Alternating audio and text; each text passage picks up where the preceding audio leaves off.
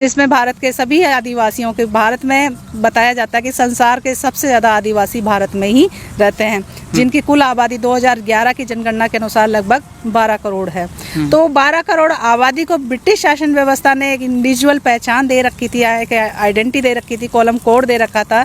लेकिन स्वतंत्र भारत ने उस पहचान को एसटी के रूप में अनुसूचित करके हमें पहचान दी गई 1950 में। लेकिन 1961 में वो कॉलम हटा दिया गया, अन्य का कॉलम जोड़ा गया। लेकिन अब सुनने में आ रहा है कि अन्य का कॉलम भी हटा दिया गया।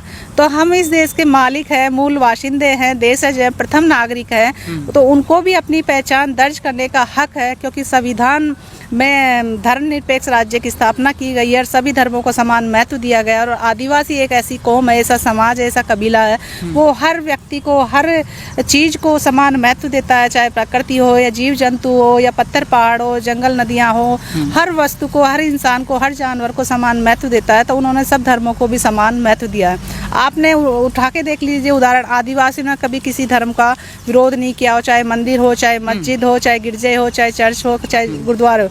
लेकिन आदिवासी आज अपनी पहचान के लिए कॉलम कोड मांग रहा है, तो आदिवासियों का विरोध क्यों हो रहा है? क्यों आरएसएस और बीजेपी और ये इतने शक्तिवाहिनी या धर्म संगठन क्यों विरोध में आ रहे हैं?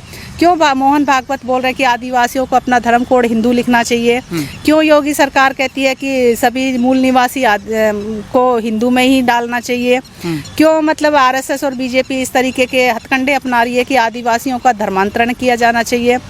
तो मैं उन सरकार को भी कहना चाहूँगी कि हम आदिवासी हैं, हम अपनी मूल अवस्था में आज भी हैं। हजारों सालों में आपने हमारा धर्मांतरण किया, बहुत सारी चीज़ें बदली है, लेकिन आज भी हम अपनी मूल पहचान के साथ जीवित है, हमारा स्वाभिमान जीवित है।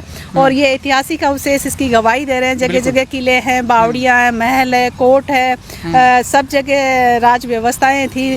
गोंडवाना में गोंडों का राज था, तो मत्स्य राज में मीनों का राज था, बिलिस्तान में भीलों का राज था, नॉर्थ ईस्ट में जाएंगे तो वहाँ के आदिवासियों के कबीलों का राज था।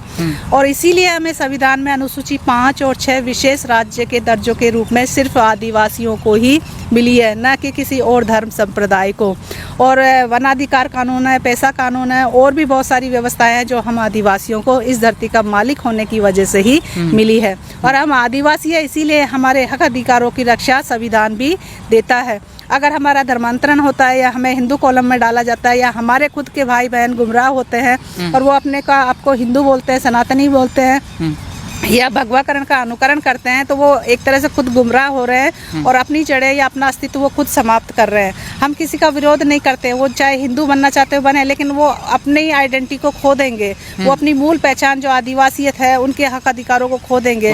उनके जो अधिकार है शिक्षा में, राजनीति में, या रोजगार में, या जमीन जायदाद, जंगल को बचाने में, वो सारे अधिकार उनसे छीन लिए जाएंगे। क्योंकि सरकार खुद कहेगी कि आप अपने आप को आदिवासी खुद नहीं मानते हैं और आप अपने आप को हिंदू मानते हैं, तो हिंदू होने के नाते आपको ऐसे कोई अधिकार नहीं मिलते हैं। जो जैसे देश जिस धारा पे चल रहा है, एक के राष्ट्र, एक भाषा और एक धर्म की थीम पे, तो वो एक धर्म होने का मतलब है हमारा अस्तित्व समाप्त करना। तो हम नहीं चाहते कि ये देश का मूल मालिक जो इस देश को बनाया है, व्यवस्था किया है, बताया जाता है संविधान में देश का जब निर्माण हुआ था तो सबसे ज़्यादा आदिवासी रियासतें उसमें शामिल हुई थी।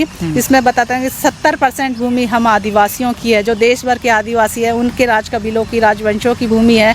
तो हम अपनी पहचान के साथ एक स्थायी कॉलम कोड की मांग कर रहे हैं, ताकि हमारी अपनी पहचान और आने वाली पीढ़ियों की आदिवासियत की जो पहचान है, हमारे पुरखों के जो संघर्ष थे, जो बलिदान थे, उन्होंने जो मतलब इतने कठिन परिश्रम से हमारी पहचान को स्थापित करके हमें आदिवासी के रूप में दर्ज करवाया था या एसटी के रूप में दर्ज करवाया था, उस पहचान को हम आदिवासियत के रूप में, कॉलम कोड के रूप में सरकार से लेना चाहते हैं, ताकि हमारी पहचान स्थायी हो सके। क्योंकि संविधान में जो एसटी अनुसूचित किया गया है वो स्थायी नहीं है, वो कभी भी बदला जा सकता है। ऐसे बहुत सारे उदाहरण देखने को मिले कि कई जनजातियों को एसटी से बाहर निकाला गया।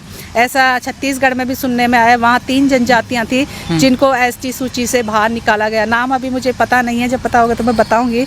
बाकी उनका धर्मांतरण होने से, हिंदूकरण होने से, उनको अनुसूचित जनजाति के अधिकारों से उनको वंचित कर दिया गया, बेदखल कर दिया गया। तो मैं अपने समाज को भी संदेश या अपने आदिवासी भाई बहनों, युवाओं, बुजुर्गों, माताओं, बहनों, मातृशक्तियों, पितृशक्तियों सबसे अनुरोध करना चाहूँगी कि आप अपने पुरखों के बलिदानों को, संघर्षों को याद कीजिए कि उन्हीं के संघर्षों बलिदानों से हमें आज़ादी मिली थी, उन्हीं से हमें मूल पहचान मिली है, उन्हीं से हमें हक अधिकार मिले हैं।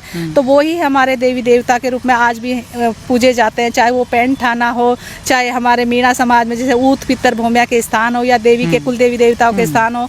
आज ये जो सिंबल आप देख रहे हैं, ये सिंबल हमारे बीना समुदाय में भी ये मातृशक्तियों के रूप में पूजा जाता है। और इसमें आप देख सकते हैं, इसमें जो वेशभूषा है वो आज गोंड उरांव में आज भी वैसे की वैसे ही है। वो छत्तीसगढ़ देख लीजिए, आप MP देख लीजिए, या झारखंड देख लीजिए, वहाँ पर महिलाएं मातृशक्तियाँ ऐसी ही वेशभूषा में थी। ये साथ ही क्यों है? ये 7 मातृशक्तियों के रूप में है। मतलब आदिवासियों में मातृसत्तात्मक व्यवस्था होती है, तो वो मातृशक्तियों को ही वर्चस्व देते हैं, या उन्हीं का